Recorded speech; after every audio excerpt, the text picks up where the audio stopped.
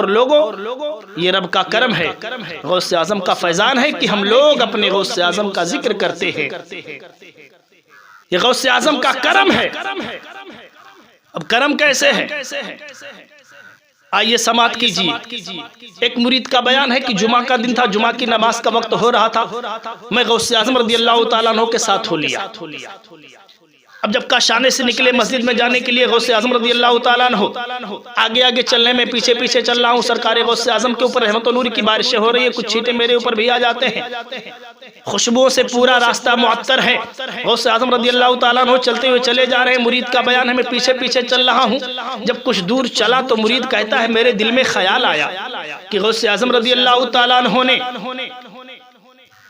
اپنے ساتھ کسی اور کو نہ لیا، اور غوث اعظم جہاں جاتے تھے غوث اعظم کے ساتھ ایک مجمع ہوتا تھا۔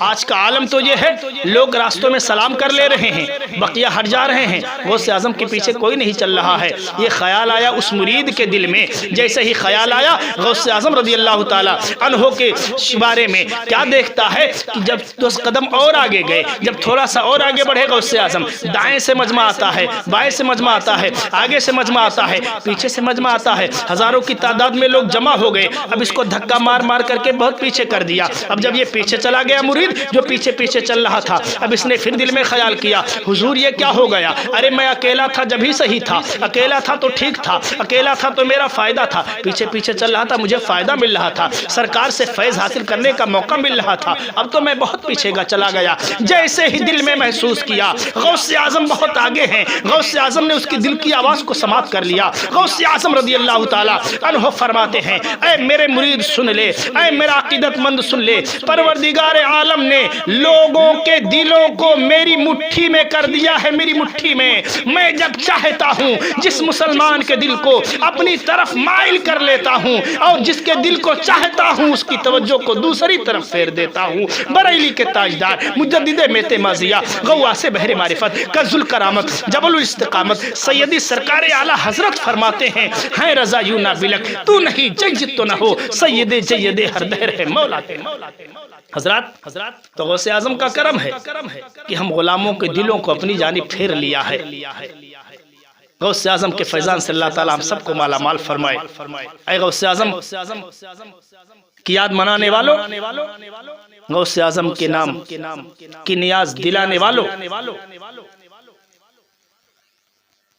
غوث اعظم رضی اللہ تعالیٰ عنہ کے فیض و برکات سے مالا مال ہونے کے لیے مکمل طور پر جہاں آپ نیاز دلاتے ہیں وہیں آپ نماز کا بھی اہتمام کریں۔ نماز اور نیاز، میری فکر کی بات سن لیجیے، نماز اور نیاز، جتنے حروف نماز میں اتنے ہی حروف نیاز میں، نون میم الف زا یہ 4 حروف نماز میں، نون یا الف زا یہ 4 حروف نیاز میں۔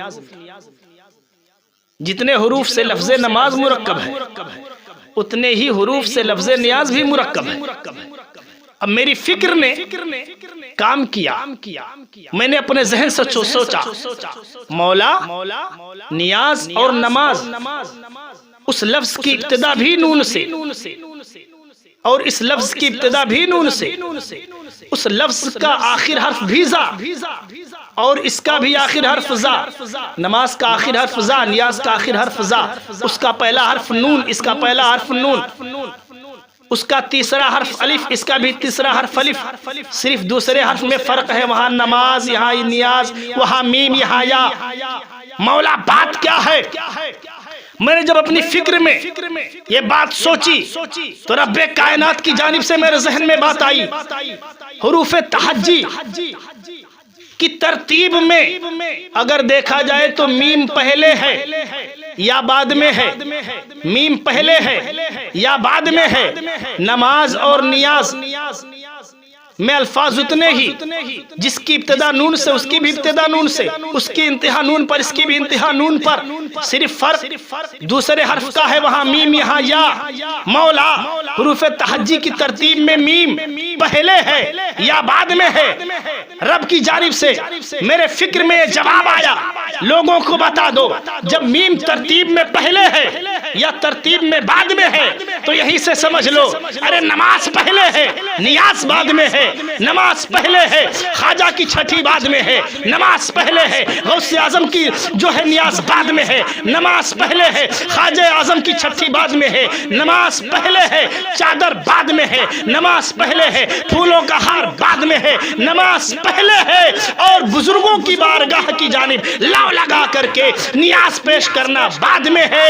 اسی لیے رب نے فرمایا نماز پڑھو، اس کے بعد میں تمام مستحبات کرو، ان مستحبات کے ذریعے تمہارے فرائض میں جو کمی ہوگی ان فرائض کو رب کائنات تکمیل کا رتبہ عطا فرمائے گا۔ حضور غوث اعظم رضی اللہ تعالیٰ عنہ وارضہ عنہ اپنی کتاب مستداب فتوح الغیب شریف میں فرماتے ہیں، اے لوگو سنو سنو، رب کائنات جو ہے کسی بھی مستحب نیکی کو، عبادت کو جو ہے اپنی بارگاہ میں اس وقت تک قبول نہیں فرماتا ہے جب تک فرائض و واجبات کی تکمیل نہ ہو جائے۔ اس لیے مسلمانوں، سنی مسلمانوں، پہلے فرض نمازوں کی پابندی کرو، اس کے بعد میں نیاز کی پابندی کرو، رب کا کرم ہوگا، فیضان غوث اعظم سے مالا مال ہو جاؤ گے۔ پروردگار عالم ہم تمام لوگوں کو فیضان غوث اعظم سے مالا مال فرمائے۔